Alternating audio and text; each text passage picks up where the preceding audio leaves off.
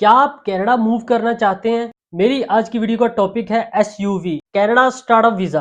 Canada में business के जरिए आप अपनी फैमिली का पीआर ले सकते हैं।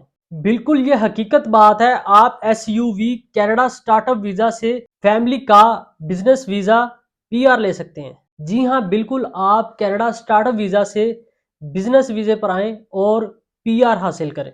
शर्त यह है कि आपने वीडियो को मुकम्मल देखना है। मैं आज आपको बताऊंगा कनाडा के बारे में।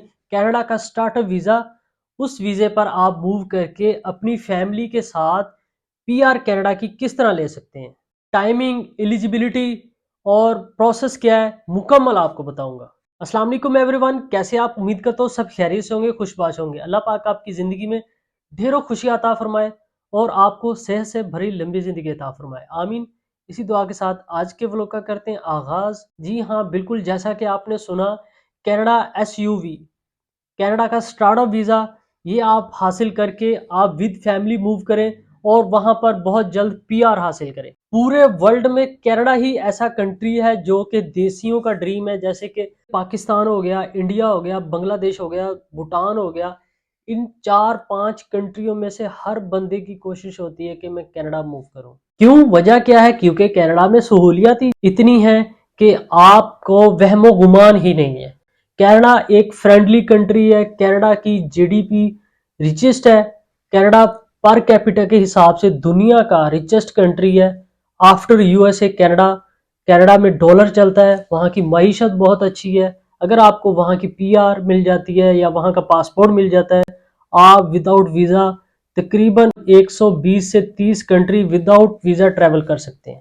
तो चलते हैं अपनी वीडियो के टॉपिक की तरफ। तो जब हम कनाडा में स्टार्टअप वीज़ा के लिए अप्लाई करते हैं, वहाँ पर बिजनेस अपना ग्रो अप करने की बात करते हैं, तो उसका ये हरगिज मतलब नहीं है कि वहाँ जाकर हमने कोई शॉप खोल लेनी है या कोई ठेला लगाना है। इसकी 3 बेसिक जो है रिक्वायरमेंट्स हैं, फंडामेंटल है जिसको बोलते हैं। तो इन स्टेप पर अगर आप इनको फॉलो करके आप मूव करें तो आपके लिए बहुत इजी प्रोसेस है। इसी चीज को मद्देनजर रखते हुए आपको अपनी फैमिली के साथ पीआर भी मिल सकती है। तो 3 फंडामेंटल्स क्या है? सबसे पहला है business innovative in hope. Number 2, can job for a Canadian, यानी कि कैनेडियन के लिए जॉब्स मुहैया करता हो। तीसरे नंबर पे कैन कंक्रीट और ग्लोबल लेवल, यानी कि ग्लोबल कंपटीशन या ग्लोबल स्केल पे वो कंप्लीट कर सके एज अ बिजनेस होना चाहिए। ये ऐसा नहीं है कि वहां पर जाकर किसी ने अपना रेस्टोरेंट खोल लिया, ढाबा डाल लिया, कोई छोटी मोटी शॉप खोल ली, छोटा मोटा कारोबार कर लिया, या किसी ने गैस स्टेशन खोल लिया, या किसी ने कन्वेंस का जो कारोबार कर लिया। इस तरह का बिजनेस नहीं है। इसकी मैं आपको फर्दर डिटेल बताता हूँ। इसमें मजे की बात यह है कि इसमें जो सीएलपी रिक्वायर्ड है वो 5 रिक्वायर्ड है। CLP 5 mean Canadian language which benchmark 5, जो कि बराबर होता है तकरीबन 4 या 4.5 आईएलटीएस के बैंड्स के।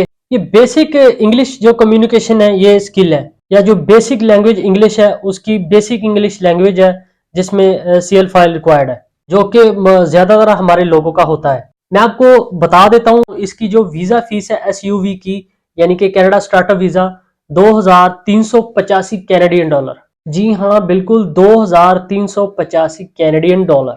आगे मजीद मैं आपको फर्दर डिटेल बता देता हूँ कि आपका क्वालिफाइड बिजनेस होना चाहिए, लेटर ऑफ सपोर्ट होना चाहिए आपके पास डेजिग्नेटेड ऑर्गेनाइजेशन से, और इसके अलावा सफिशिएंट इनफ मनी, यानी आपके पास एक अच्छा बजट होना चाहिए ताकि आप एसयूवी प्रोग्राम को अचीव कर सके, कि आप अपने इनिशियल जो एक्सपेंडिचर है वो आप अचीव कर सके। जैसे कि मैंने आपको बताया, इसमें सीएलपी 5 मार्क होना चाहिए, जो कि बेसिक है, जो कि आपका कैनेडियन लैंग्वेज बेंचमार्क है, वो मस्ट है। लेकिन जो इसमें क्वालिफाइड बिजनेस है वो याद रखिए आपका कनाडा के अंदर होना चाहिए, और 50%, कम अज कम 50% आपके राइट्स होने चाहिए। दूसरे नंबर पे जो डेजिग्नेशन इंस्टीट्यूशन है, उनमें से या उनकी तरफ से, उनमें से किसी एक में से आपका लेटर होना चाहिए। आप उनके साथ राब्ता कर सकते हैं या उनसे आप मेल पे बात कर सकते हैं। ठीक है, आप उनके साथ कांटेक्ट करके ये लेटर हासिल कर सकते हैं। उसके अलावा मैंने आपको बताया कि आपकी सफिशिएंट मनी होनी चाहिए। ये उस बिजनेस के अलावा है जो आपके बजट के अलावा होनी चाहिए, यानी उस बिजनेस के अलावा आपके पास ये इनकम होनी चाहिए।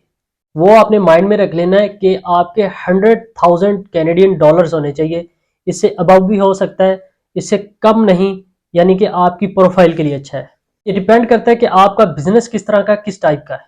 यानी कि ये आपके उस बिजनेस के अलावा आपके पास इतने एक्सपेंस, इतना बजट होना चाहिए कि आप वहां पर जाकर वहां के लिविंग एक्सपेंस आप बर्दाश्त कर सके।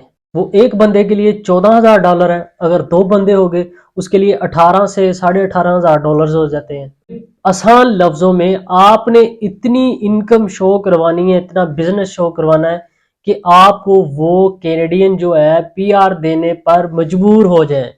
आप समझ आइए कि आपने इतना सरमाया दिखाना है, इतना जो है इन्वेस्ट करना है कि आपको पीआर बहुत जल्द मिल जाए।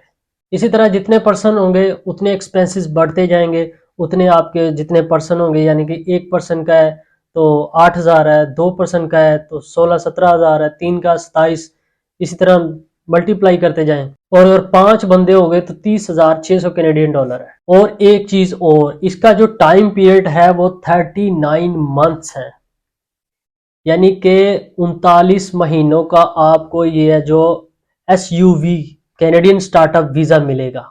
ये मैं नहीं कह रहा, ये कोई और नहीं कह रही है, उन्होंने खुद अपना जो वेबसाइट के ऊपर भी लिखा हुआ है कि इसका जो प्रोसेसिंग टाइम है ये 39 मंथ का है। इससे ऊपर भी हो सकता है लेकिन इतना ही है।